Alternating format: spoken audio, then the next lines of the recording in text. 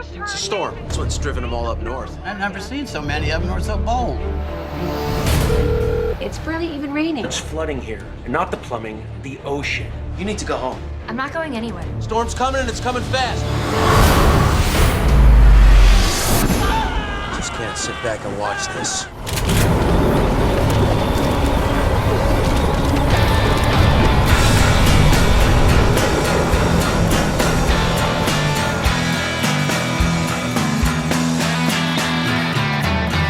Shark! Shark!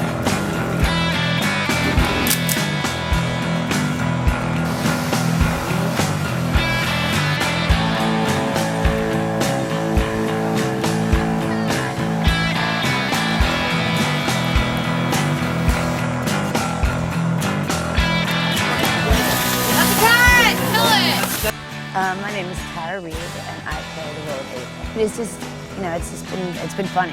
You know, I mean, we've just been laughing a lot on it because, I mean, the scenes are ridiculous. You know, with the sharks, they're not there, and we don't know what we're looking at, and you know, and so we're just like, what is going on? Like, you know, so we just can't believe some of the stuff that we're doing. You know, so again, I think that's definitely the biggest challenge is just, you know, how they're going to put the sharks in, and what was our reaction right, because we don't even know what we're reacting to. So you're just, you know, hoping for the best. Hi, I'm Ian Ziering. I'm playing Finley Shepard.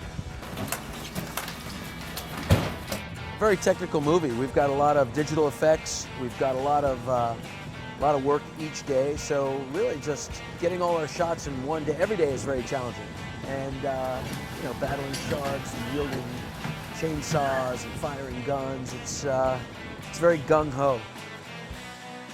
A lot of times when we do mechanics, you start with your fiberglass shell, you know what I mean? Right. So it's even like a face. It's like you do a core mold of that, you get your fiberglass core underneath the skin, and then you take that and just start cutting things out that you don't need, and cut the jaw out, and start mechanizing that, and figuring how your mechanics are going to fit in there, you know?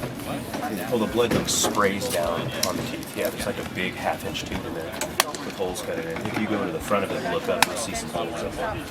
That just pumps from right here. If you handed the script to a studio, they would budget it and they say, oh, this is $100 million.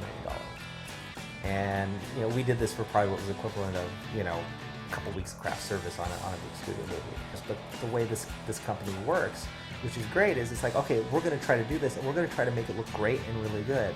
So from the production side, we treated it like an A movie. We had cranes, we had jib arm, we had Steadicam every day. You know, we did a lot of stuff, but we did it in a short amount of time. So you might not get the coverage, you might not get 5 days at a bar sequence, but in that energy of it all, of trying to get this thing, you get something that you don't get on a studio movie. You get this sort of feeling of urgency. The hardest scene to work on was probably the pier flooding, which is when the waves crash over the building and then crash over the pier and knock Nova down with a shark intermixed in it, and then he gets hit. The shark gets hit off of Nova with a bar stool. That's probably the most complex scene in the movie. I've never done anything with that needs like heavy CGI or anything like that. So that was first day on set. I was really like, I have no idea what to expect, but I'm just gonna jump in and see what happens. And it was hard the first day, but then you get used to imagining things that aren't there. When you're working with imaginary and practical, it's all the same. You really want to think about what is going to be the best thing for this. And for the digital, you just want to make sure you have practical elements. You want to make sure the actors are reacting, and you know, you're getting the pieces that you need. And with the house thing, we used a lot of the practical shark because it's kind of more threatening and kind of cooler. So there's a combination of stuff in the show. I mean, you do your best to find those little tricks. The sharks are all based on real sharks. They're based on basically 3 different sharks, based on a great white, based on a tiger shark, and based on a hammerhead.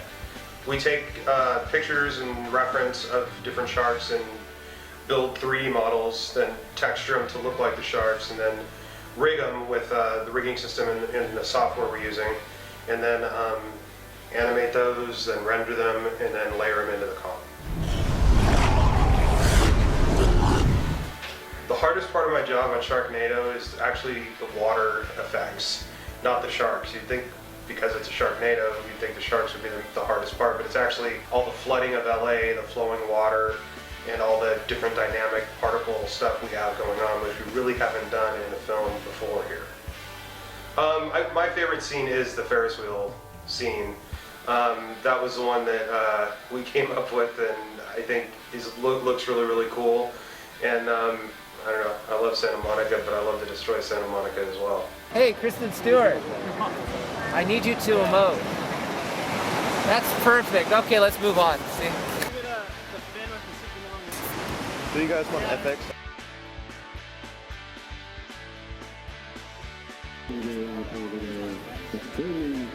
So it's all going to be CG. So I tried as a cut in between them over there. That was so good. And guess what? We got another day of it. There were definitely a lot of like crazy moments on set, especially the night shoots. We had a few night shoots where we were shooting in this huge like Olympic-sized swimming pool. They built a house in the pool so they could flood the house for when the house gets flooded, when it starts raining and everything. And it was so cool to watch them do it. One of the things I wanted to do when I first read the script that excited me was the idea that having a shark come into your house. I don't think I've ever seen that happen, but try to do it in a way that's kind of interesting and quasi-realistic. And the only way to accomplish that, because I didn't want to do a lot of visual effects with digital water, is I wanted to submerge the living room set. Our production designer, Vincent Alvo, figured, okay, we can get a swimming pool, we can build this living room, and then basically we'll fill the living room up, and then we have it submerged. That was good. Stay in the water for a little bit, a couple more seconds. Ready and action.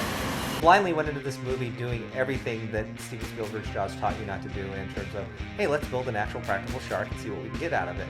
And the good part is that, you know, the shark was pretty cool and we got some stuff, but when you go out onto water with a big, gigantic shark and the waves are going crazy, you know, suddenly you're going to be facing some issues. My experience shooting was definitely an individual experience just because of the subject matter. It was actually really challenging because a lot of the scenes you're soaking wet and having to cry at like your father getting eaten by a shark that isn't there. So it was actually really challenging emotionally, which I would not have thought because it's, you know, it's a Sharknado film, but it was really fun. I love them. I like working, and I like working with the cast, and I even like the fact that, you know, it's pretty much hurry up and shoot. I've never done any action movies, so I tend to look a little bit goofy and overdo it when it comes to going, my God! As you could probably tell just from that. And it's a massive movie. We're trying to do a big, huge movie, you know, in 18 days, and that's part of the fun of it. It was really, really, really great to work with Anthony because he is, this film to him was like his 5th grade dream. You know, he was like a little boy getting to make an action shark film movie. Like, and it was really great because I think he kept the magic of it all really alive for us. He kind of put us back, at least for me, he put me back in like my childhood where like such things are possible. So it was really cool. I don't think that this film would be what it is going to be without him. You make choices, and then you have to live with those choices and make the movie work. And you know, you can be frustrated, go, oh, I wish I would have got that close up, or I wish I would have got that. But the beauty of it is it's permanent. It is always going to be what it's going to be, and it's always going to be what it is at that time. So if we would have went back and shoot it, we might not have had a better movie because the circumstances have changed. I always tell my actors is that this is, what's this? And they go, oh, it's a square. It's like, no, this is the movie when it's done, and this is all the stuff that's going around it. Okay, if you have a bad day or a good day, or you got a headache, or suddenly you hurt your foot or whatever, no one's going to see that. All they're going to see is this. So once you do this, you've committed to this, and it's forever. You know, this is always going to live there. So you have to be in the moment and say, I'm making this movie, and this is what the movie is.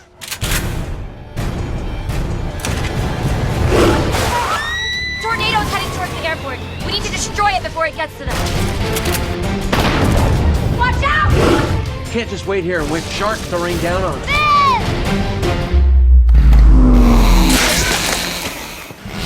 We're gonna throw bombs into the tornadoes. It's too dangerous. Too many of them. We're gonna need a bigger chopper. I'm gonna finish this. It's time to leave Kansas, mate.